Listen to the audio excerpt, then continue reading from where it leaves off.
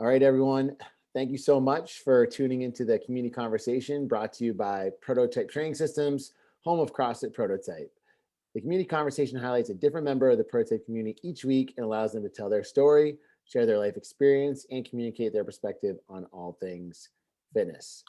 We've all listened to podcasts and watched YouTube videos that highlight some of the world's greatest leaders and visionaries, and we believe we have some amazing people at Prototype, and we'd like for you to get to know them. So to that end, this guest doesn't need much of an introduction, as many of you know him, the one and only Kev Cruz. Kev is actually our first guest on a community conversation that has actually moved away and actually doesn't come to the gym anymore, but him and his family are always going to be part of this Prototype community. So if you don't know Kevin or his wife, Courtney, they were avid 5, 6, 7 AMers that came in almost every day. Kevin used to win our best gear award almost every year, so we basically just renamed it to the Kev Cruz Award. He and Courtney have 2 kids, and they recently adopted another dog. And I can just keep going into this intro, but I want to leave some talking points for Kevin. So Kev Cruz, thank you for being part of the community conversation. Thanks, Mike. Happy to be here. This is awesome. Yeah, Great man. to be a part of it. I'm excited. So Kev, why don't you give everyone kind of a little bit of background into your story? How did you find Prototype? How did you get into CrossFit? How did that journey begin for you? Yeah. So first and foremost, I am not a New Englander. I am a Cali boy, born and raised in California, born in Orange County, lived most of my life just north of San Francisco in the Bay Area. Fast forward to 2007 when my daughter was born, Meredith. We moved out to Grafton, which is where Courtney's parents were living, just to be closer to the in-laws, and to her mom was a saint and helped us so much as we were just transitioning to being new parents. But lo and behold, we kind of got hosed with that because I want to say like a year later we moved. Her dad got moved out to Philly to work, so then we were left high and dry out in the cold of New England. But you know, as is everything, it all worked out. You know, I wouldn't change it for the world. Massachusetts is a great place to raise my family. And it really has been a blessing being out here. I met, so many great friends and people that I know I'll have relationships for the rest of my life. But in regards to your question, I had always been active in sports when I was little, played baseball, football, soccer, lacrosse in college. And then, after I graduated and we moved to the Bay Area after school, we were at school at UC Santa Barbara. I really kind of let my lifestyle kind of dictate my health and fitness. I was working in the restaurant industry a lot. So if any of you have done that before, it's a grind. You wake up at like noon, you get in, you start prepping the kitchen. And then after your shift at midnight, 1 o'clock, that's when your night starts. You go out, you drink, you eat food, and then you're done at like 3, 4 in the morning, rinse and repeat. Doesn't leave much time for working out or for exercising unless you really make it a plan, which I did not. And that kind of just followed me and transitioned with me as we did move into Massachusetts. I realized I had to change that because I was a dad and I was, this, Mike, I was, in my late 20s, a young male with gout, which is really odd for someone that young to have that condition. And so I realized I had to make a change. So I started going to Boston Sports Club, playing hoops, just pick up hoops, just anything I could do. And in the back of my mind, I realized, I don't know if I'm really doing all I can to really get in the best shape of my life, or not of my life, but just to be in better shape in general. And I'd seen Prototype because we always drove through the center of town. I actually, it's kind of funny. I actually purchased a Groupon for small town CrossFit before you guys acquired them. And I just never made it through the door. I never used it. I think, to be blunt, I think I was just scared or just intimidated because I didn't know what to expect. But finally, after some time of being in the gym at Boston Sports Club, I started doing some training programs that Jim Stepani used to do, or that he would program. It's like the Superman workout, and it was really like HIIT based. And I realized, okay, like this is all good and well, but I kind of feel dumb doing this on my own at Boston Sports Club. Everyone's kind of looking at me. Why don't I actually just walk through that door and see what happens? And that's what I did. I met with you, I met with John, I met with BZ, and the rest was history. I think the next day after my first class, I bought a pair of Nanos, and I drank the juice or the Kool-Aid, and I was lost in the sauce, ready to go. And I haven't looked back ever since. That was fall of 2014. Oh, and you know what it was, Mike? It was actually the 30 days for $30 Alzheimer's challenge. That's right. That's what got me in there. Kathy Milligan, Russell Schwartz, all those folks, we were all in it together, and we just kept on going on right after that. It's awesome. I do remember that. And so a couple of things. I love how you bought shoes like the next day. Like that's like such a Kevin Cruz thing. Like if like you like that didn't surprise me when you just said that. The second thing is I love how you had to like let everyone know that you're West Coast, not an East Coast guy. Shout out the Niners.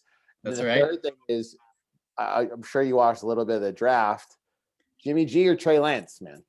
Trey Lance, I think. I mean, I love Jimmy G. He took us to the Super Bowl, but I just don't know if he can do it. He's injury prone, and it just wasn't working out with the Niners. I think Shanahan's a bit under the gun here, so I think they might go in a new direction. But we'll see. I mean, thankfully for me, barring the last year that was set back with so many injuries, they had turned it around. There were some brutal years. I want to say at least close to 10 years of them just being down in the dumps. So it's good to see that they're actually trying to turn that program around and keep it going. Dude, I'm like, we have similar things going on right now. Niners getting QB, the Pats getting Mac Jones. I mean, well, I think that the Niners are in a better spot. They got a better talent, I think, on the offensive side that they can plug in. So yeah, I think you guys are in a better a better spot. Kev, let's talk about like your family. I don't know if anyone is, whoever's watching this can see in the background. Kev, you just want to move aside. You got like a full like setup in your home basement now. Like you got a whole home gym. Like you got turf. Like I, for the folks listening, like why did you put in turf? Like, and I know why, but why don't you talk a little bit about that? How you got your home gym set up? What you've been doing during COVID? This would be a good update for all the folks that are like, hey, where's Kev Cruz? Like, what's he been doing? I never left. I've always been around, always watching on Facebook what everyone's doing and creeping on folks. Creeping on us, dude. Yeah. But what happened is we were at CrossFit Medfield when the pandemic hit. And as it was with everyone, we were just uncomfortable, and we took a hiatus on going to the gym. And really just started building out the gym in our garage. We moved from Grafton and Holliston almost 2 years ago. And I'd always thought to myself, it'd be nice to have some equipment in the gym or in the garage, so then I could work out with my daughter and my son, and just kind of show them a few things, just so they get, really ingrained in their lifestyle that working out isn't just about looking good and being the strongest person, but just it's about having that active lifestyle and just having that throughout your life. And that's always something that Courtney and I have always tried to present to them. Yeah, as everyone knows, or that knows her, like she's a crazy runner. We would Saturday workouts, she would run 3 miles to the gym, do the workout, and then run home right after it. It's just something that we always wanted our kids to see. And so with that, like a lot of people did, just slowly built out the gym in the garage. We have a squat rack, we have rings, pull-up bar, rower. I just got an assault bike too, and just kind of been grinding away in the garage. It stinks during the winter because it's not insulated, so it's so cold, super cold. But the tip you gave me about putting the barbell in the night before inside the house, that was a lifesaver, and really really helped to make it easier. I tried to heat mine Surf up, though. dude. I tried to heat. Sorry to interrupt you, but Yeah. I tried to literally. So I was keeping my bar out in my garage until we made the decision to move everything inside, and just wait to use the squat rack until it got a little bit warmer. Yeah. I remember taking the heater in like a hair dryer and trying to warm up the barbell, because if you guys are listening and you haven't like had a cold, like a freezing cold barbell and trying to pick it up and do stuff with it, it's like the worst. It's like the worst thing ever. It's miserable. It makes everything more miserable. So Yeah, just a funny little thing is sometimes I would do a workout, and then Courtney would run, and then she'd be like, I feel like I should do a barbell workout. And I'm not kidding here, like it must have been the span of like maybe every 4 or 5 days. She's like, I'm gonna do DT. And she just kept on doing DT over and over. But the bar was cold. So we didn't have like workout gloves. So she would use like cloth mittens. mittens And I was on. just like, like dude, Like you're a savage, but dude, doing DT unbroken with mittens. And she's like, hey, I just gotta get it done. I don't have time to mess around yet. mittens and DT are not something that you typically would pair together. It's awesome. But You it's know funny how you say she that, because Erin was the same way. She would wear her brown little Lehigh mittens to pick up the barbell, or like full on like gloves, like winter gloves, and they're like are they like giant this thick. And I'm though? like, yeah. There's like it's just the four fingers, and you're just like the claw. Yeah. I'm like, can you even really grip it? Oh man, no, I totally know the struggle of working out in your garage and how cold it can be. But you move things inside and you seem to have a good step. What, other than it being cold, have you, like, what were obviously there's positives to being able to be flexible and working out like at home, but like what were also some of the struggles, or like I guess the negatives to that? Because I know there is a convenience factor to it, but there's Yep. also, there are some struggles that come along with it. Yeah, I definitely think convenience definitely made it easier. A couple of negatives, though, I would say is that I found my baseline strength definitely increased. I did a lot of double progression cycles, so I think that helped me with my squat, deadlift, and press. But I think my conditioning I lost it. It's a lot easier to not push yourself as hard when you don't have friends with you, working out with you. And I was taking a lot more breaks than I needed to. I check the phone, I'll look at emails. I will say another thing that's related to working out, but also impacted my work, was that I'm like, oh yeah, I'll start working out at like 8, and then I would be like having coffee and like hanging out with the dog, and then that turns to 8:30. Then I'm stretching and rolling, start working out at 9, and now I'm logging on at 10 o'clock, and I'm like, crap, like where is the morning gone? So I've really tried to just really set a set schedule, so I can be more productive and just get the most out of my day. And other than that, the thing that sucks the most about just being by yourself is you don't get to see the people that you want to see. That was the best part about waking up at 5 a.m. and going to the gym, was that you were there working out and you were with like-minded individuals, but you're also there with your friends. Like all those people at those early morning classes are, they come over to my house for dinner and for parties when things are normal. And that was the best thing always about Prototype in the gym, was that it wasn't just there to work out. It was there to be with people that you genuinely like and love. And that's probably the most negative thing about having to work out solo. I agree with you there, because I'm in the same boat. Obviously I'm 8 minutes from the gym. I'm there coaching classes, but primarily doing my workouts from home, specifically as from a convenience perspective, but also, we had limited capacity. So like, for example, I never go in on Saturdays because I don't want to take a spot from a member. But like, I know exactly what you're saying, is that like having the group, having people around you, you push yourself a little bit more than you would. There's that added layer of accountability. And I agree with you. I miss that, just personally, even though, Erin was here, we would work out together. But back to like that whole group component. I mean, I'm sure you got some favorite memories from being at the gym. Do you have any off the top of your head that you'd like to share, some of your favorite memories? Yeah, I got a couple. definitely always the in-house competitions were great. I think it took a good, 2.5 to 3 years to get Courtney to finally come into the gym. She's had a couple of missteps when she was there. She broke her finger and she had to miss one of the wet hot summer throwdowns. But when I was able to do a competition or two with her, that was awesome. Just to see, not just, I always knew she was a strong person, but just to see her progress over time, it was just really awesome to see, because she was always the person like, oh, I can't do that. I can't do that. And lo and behold, yep, she could do it. She could do it. She's the one that's always talking to me about pistol squats, and I'm saying, oh, I can never get a pistol squat. And then she's in the kitchen in her slippers, oh, dropping down like this and just going into pistol squat in her LL Bean slippers. And she doesn't stretch. I don't know how she does it, but she's able to get it done. I will say, and your brother will crack up about this, and probably G-Man as well, is it must have been the second or third week that I was at the gym and I went to Saturday workout, the traditional partner WODs, but this was a trio WOD. Am I frozen? No. No, I got you.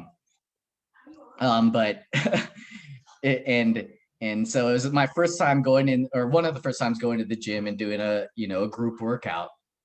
I had no one to work out with, it was fine because I was new. I didn't really know anyone. Everyone partnered up. And I think it must have been G-Man and John, like, hey, why don't you go with these guys? I'm like, okay, that's fine. And I go over and it's Kevin Na. He must have been 15 or 16. And then one of his buddies that his memory, his name just I can't put his name a face to the name, or a name to the face. But I remember doing the workout, it was great. It was fine. And then the guy looks at me and is like, so you go to Westboro High School? And I'm like, no, man, no. And he's like, oh, really? How old are you? I was like, I'm 32, bro. And they're like, what? And then I was doing a session with John, and it was just a private session. And he was like, hey, man, you're doing really well. You're really catch on quick, So how many years have you? Are you in college? How old are you? And I was like, dude, I'm 32. I'm married and have a kid and a Dude, dog. I've already had this conversation. Like, what? And I was like, yeah. And when truth be told, I realized that G-Man and John thought they were putting with me with my peers because they thought I was with high school kids, And Mike, like, you'll laugh at this, but it's like what Leo said. Asians don't raisin, man. I guess, and it was fine. Like, Kevin Na is a great guy, but I was like, I'd rather be with like Brent French or like someone my age, so we can talk a bit more about things that where are the adults relate to us. Oh, you keep putting exactly with the high school kids. Oh, you think I'm in high school? Yeah, that's a. I mean, that's a. I remember Yeah, I remember Maria and Peg, and I was telling them that story, and they're like, yeah, it's funny because I remember we would say to each other, well, that's a nice young man. He always comes in and is so polite and smiles. It's like, that's because I'm a grown man. I'm a grown man. I make adult decisions. Yeah, that's so funny. Well, that's a compliment to you, man. Young, you haven't, hey. you just don't age. I mean, that's yeah. Nice. No, I'll take it. And I will say, all of my greatest memories were probably right when I first really started doing CrossFit and being at the gym. I remember it was 15.5. It was the 27 down to 3 rowing for cows and thrusters. And I remember I went in early to the gym to watch workout? You, Nate. Yeah, it was the final one. Oh, that was like 15.5 or something like that. That was like the worst workout ever. Yeah, and I remember coming in early for Friday Night Lights and watching you, Nate, and TJ just go through it and just crush everything, right?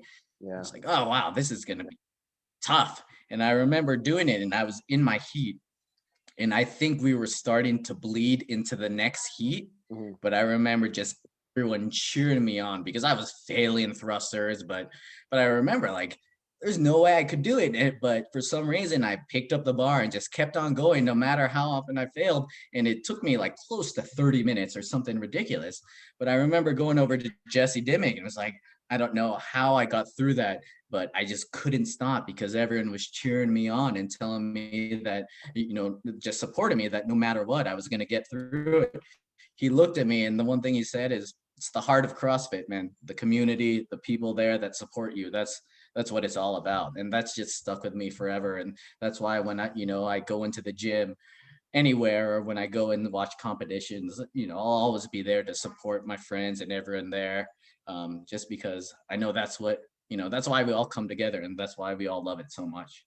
Yeah, man, 100%. And that's it's a big thing that you miss too, especially you mentioned you're like a former athlete, you played a bunch of different sports. So that team camaraderie, that group mentality, pushing each other to be better, the accountability, to add to that, actually I should say, speaking of being an athlete, you got a couple athletes as kids right now. So you're in like full on dad mode. You're how old is Meredith and Charlie, right? How old are they now? So Meredith will be 14 in May, and Charlie is going to be 12 late September. Yes, there he is. Is he in the background? Ripping it on Rocket League right now. Is Charlie there? He is. Charlie's right behind you. Charlie, come over here. Come over. We're doing a little podcast for the gym. Man, what's going on, dude? Nothing much. Nothing much? Yeah. How you doing? I'm good. You playing a video game over there? Yeah. Well, you gotta talk to the people, man. Let's tell them about this soccer journey that you're on. What do you got going on right now? How many goals you score? How many goals you score this week? 300, 200? 700. 700? All right, see ya. Yeah. All right, 700. That's the number. So, so I know why I just mentioned that Charlie's playing soccer. So what are let's talk a little bit about Meredith. What's she doing? What's Charlie been up to? Yeah. So Mare is believe it or not, will be in high school next year. That's crazy. Which is crazy to think. And you're still in high school. Yeah, going to our first. You're still in high school, right? We just talked about that. Yeah. So I don't know. It's crazy to think about, but yeah. I just want to be with the adults. I don't want to be at the kid table, man. So funny. But she's been dancing ever since she was 3 or 4 years old. She had switched studios when we moved out to Holliston, has found a great studio that she loved. And they started doing their competitions the past couple of weekends. This is the first year that she's done solos. So she did a solo for tap and she placed in the top 10 for the entire competition, which is awesome. So it's just been really great for her and her growth and her confidence. And it seems like she's really set into a nice little groove there. And with that too, like she's coming downstairs on her own and she's doing her own workouts, hopping on the treadmill, and it's never has to be like a little push from me or Courtney. She's doing things on her own. And it's great to see that she's really, taking ownership of that, as she grows into a young woman. Right.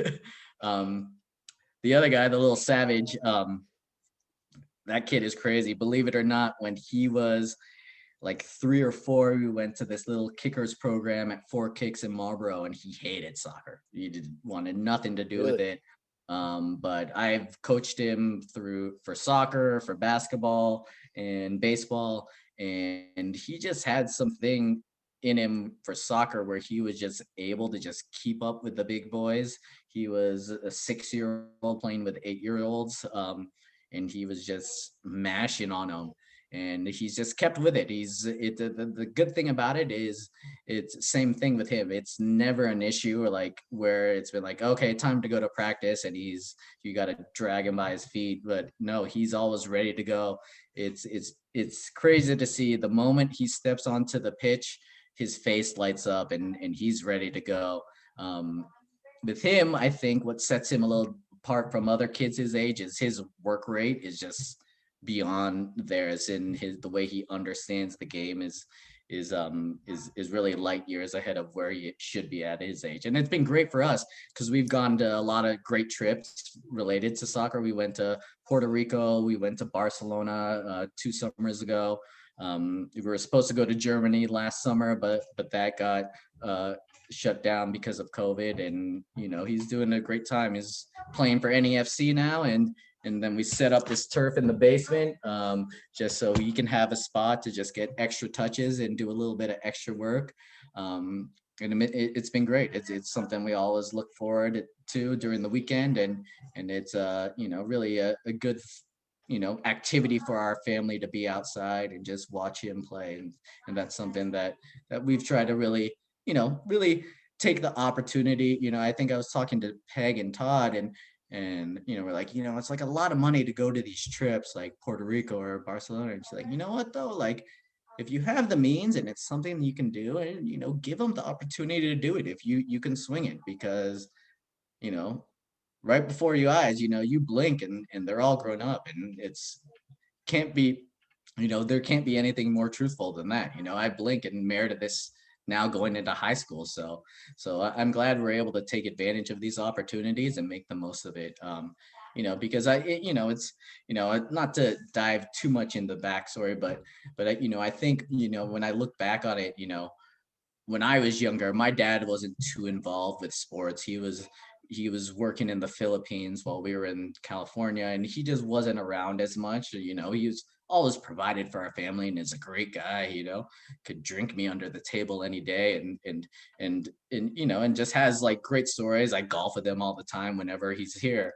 But he wasn't at games, he wasn't at practices, and it's not because he didn't want to. He just wasn't there.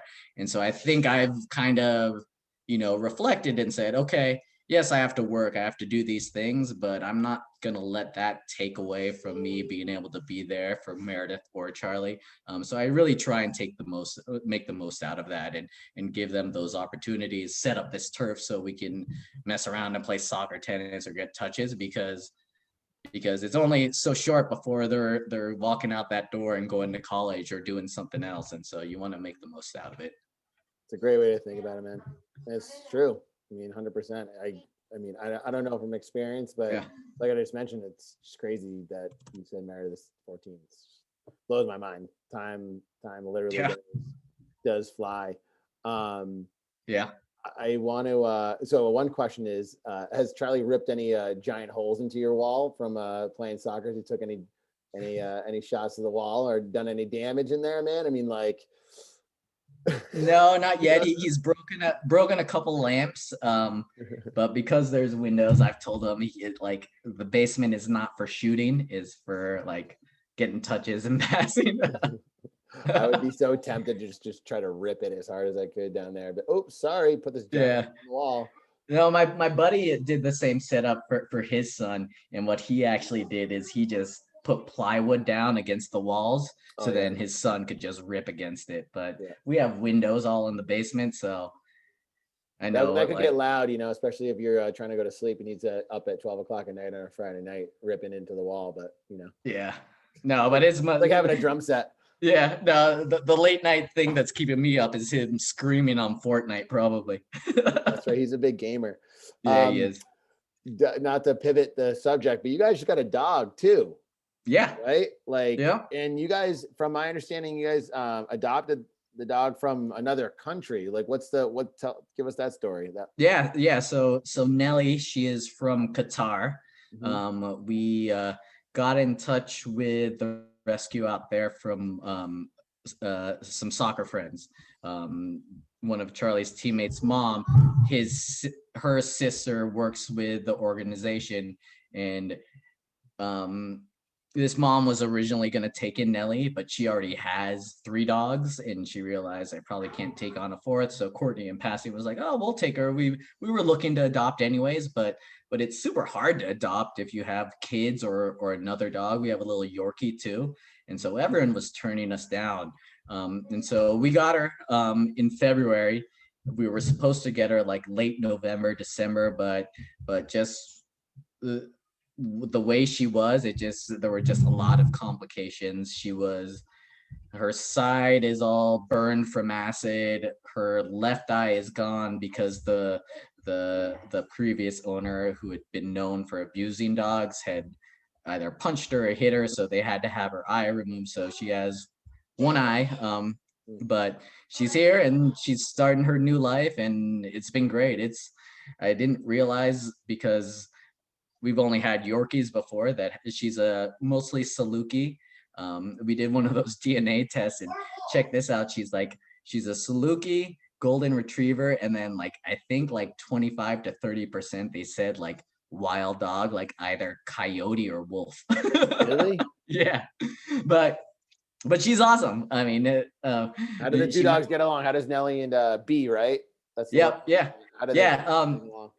Beatrice wants nothing to do with her, and Nelly just thinks the world of her. And the problem is that Nelly's a big wrestler, and she doesn't realize that Beatrice is 6 pounds and she can't play with her that way. So, she's a puppy. She's only 9 months old.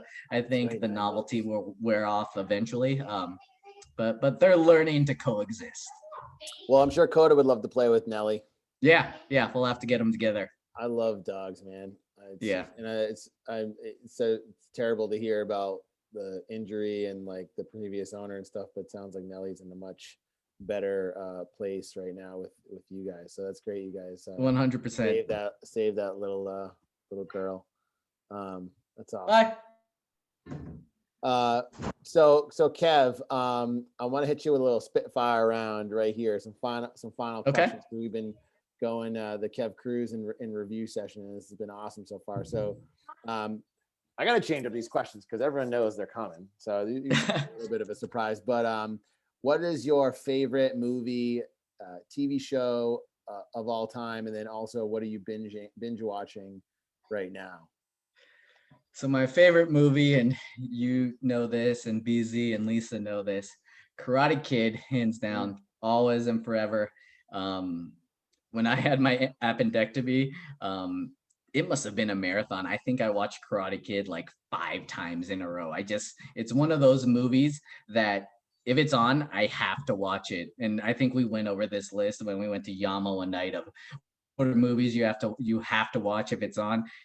And my movies are complete trash, the ones I watch. But Karate Kid is definitely there. I would say Gladiator top second. But that's an awesome movie. Yeah, we won't talk about all the other. Aurelius. Yeah. Favorite show of like all time would be Breaking Bad. There's just no. Stranger Things, Charlie is a close second, but Breaking Bad is definitely right up there. It's definitely not Cobra Kai, John Collette. So okay. So I watched like 5 episodes of that, and I was like, it's okay, but it's not. I don't want to like spend my time watching this. It was just too cheesy. Since you're like a Karate Kid, like dude, like this is like that's your jam. Like what? Like how would you rank that show? Like does it honor the Karate Kid, or is it almost like a slap in the face?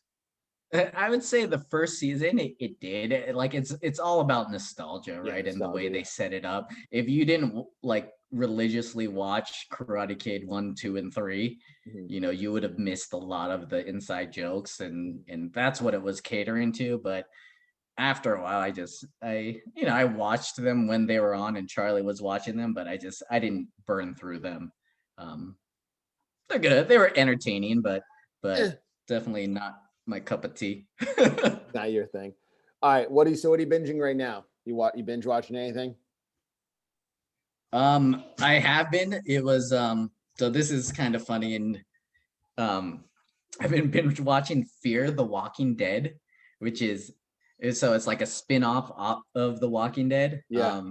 I'm a big zombie guy. But just so we know that for the whole zombie apocalypse, if it's slow zombies, we're good, right? We can handle that. But if it's fast zombies, we're done. That's what I've always said. I say this all the time. It's like I never understand the slow zombies. Like, so what's that movie with the fast zombies? There's like 28 Days Later, right? Yep. There's what's the Black one? Summer. Yep. What's the one with Brad Pitt? Oh geez, what was that? I know it's World War Z. Yeah. Yeah. Fast zombies. Okay. Yeah. Makes sense. Gonna take over the world. If they're like, Yeah. like dragon, it's like, dude. Yeah. Like, We got it. we got it, Yeah. dude. Like, Yeah. come on. Yeah. But let's go. yeah, I started watching that more so because, you know, work has for me had just been a grind, Mhm. and I really needed something where I could like kind of just put it on and be on my phone if I wanted to scroll and just veg out and not really have to pay too close attention to.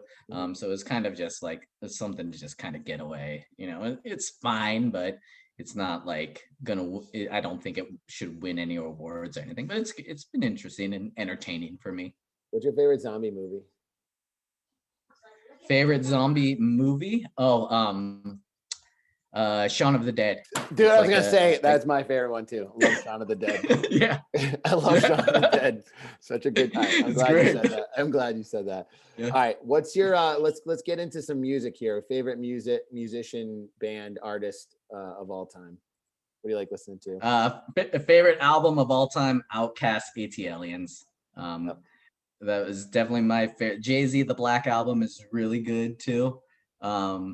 But I like all kinds of music too. Like I remember when I was in college, we would play the Diary of Alicia Keys like all the time, which is crazy. We'd be like playing dominoes, drinking 40s, and listening to Alicia Keys. But that was just the thing. That's what we did. What do you do, man? You're a West Coast man. Yeah. Blending it all. I love it. Yep. 40s and Alicia Keys and playing dominoes. I like that. Oh man. All right. So wait. So what's your favorite musician? So those are your favorite albums. So like, what's your Yep. favorite? Like, if you could only listen to one musician, like their whole entire like just discography or whatever you call it now, one person for the rest of your life, who would it be? For the rest of my life, it would be Tupac. I mean, that's kind of cliche because I'm the Cali guy, but there's it's just one of those things though, right? Where you listen to songs and like it brings back so many memories because that was basically my childhood, high school, and college, listening to that. So it's very nostalgic for me. I like that. I agree. That's a good choice. And then, all right, last Yeah. one is, what's your favorite thing to do when you're not like working out at the gym? Like, what's your favorite hobby?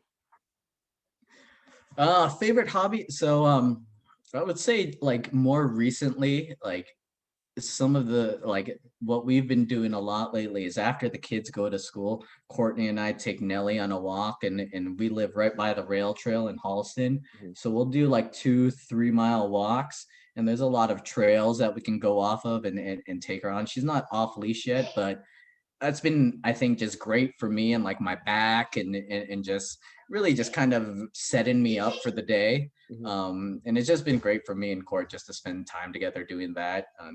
And you know, also work on the training with the dog. Other than that, is it, you know, going and watching Charlie play soccer, and just spending time with the family.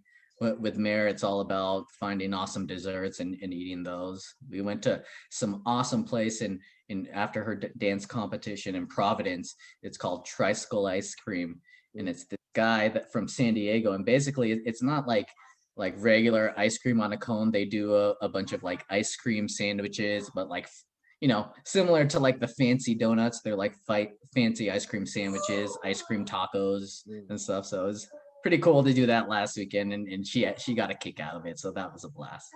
That's awesome, man. I love that. Family, man. You know, I love it, Kev. Well, Kev, you know, I appreciate you being on the community conversation. It means a lot to me. It means a lot to everyone at Prototype. I'm sure a lot of people are going to be excited to hear this that are listening now. And you guys that are tuning in and watching, thank you. Remember, every week we're releasing a new community conversation with a new guest to get your week started. So be the first to know when the new community conversation is posted. Subscribe to our YouTube page, or listen to us on Spotify, or join our Daily Brief newsletter. These videos are also posted in our community members only group on Facebook. And if you're a member at Prototype but not in that group for some reason, just let us know and we'll get you in. And then lastly, if you're interested in being on the community conversation, just shoot us a message and we'd love to have you. So until next time, thank you again, Kev. Thanks, man. Appreciate it. Appreciate it, buddy.